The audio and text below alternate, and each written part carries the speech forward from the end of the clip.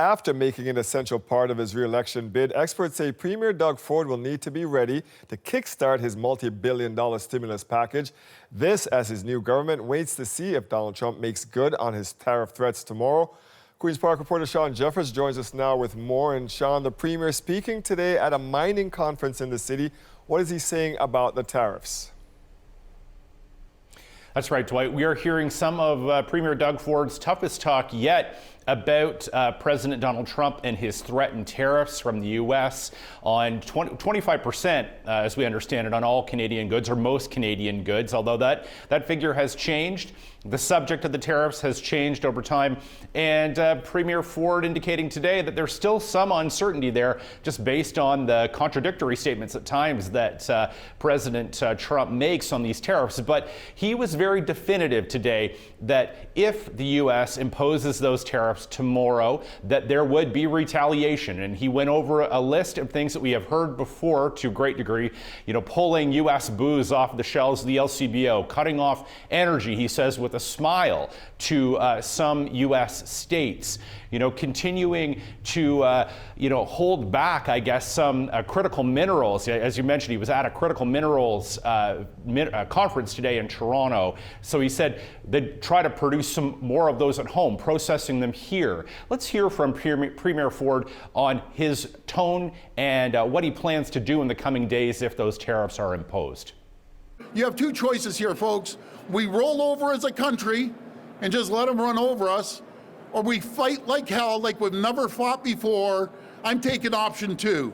I'm fighting like hell, and we're going to protect Canada. He's underestimating the Canadian people, the resilience of the Canadian people, and the strength of the Canadian people.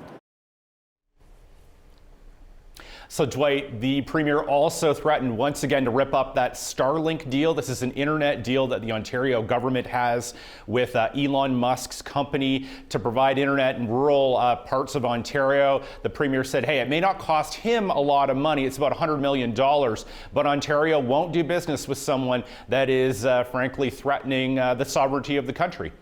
And Sean, you spoke with some experts about Ford's first order of business now that he's been re-elected. What did they tell you about his new mandate now?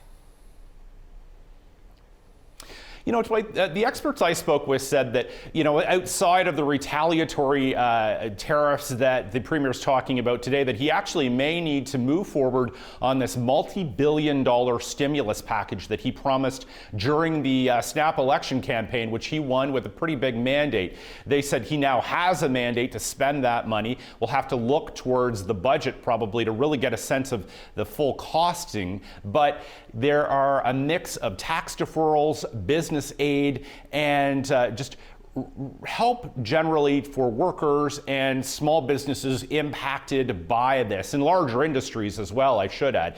We're likely going to see more of those details in the coming days and weeks if those tariffs are imposed. The Premier's been pretty clear. He wants to wait to see if they are coming, what's coming, and react appropriately. Here's Conservative strategist Dan Mader on what he expects to see if those tariffs are imposed. I think that if the tariffs do come into force, if the economy starts to get hammered, 100%. This is going to be like the beginning of the pandemic when governments were scrambling to respond and making decisions day by day to really save jobs and save people's livelihoods. And I think you will see that again. You will see a government that, has that experience, has been there before, and will spring into action.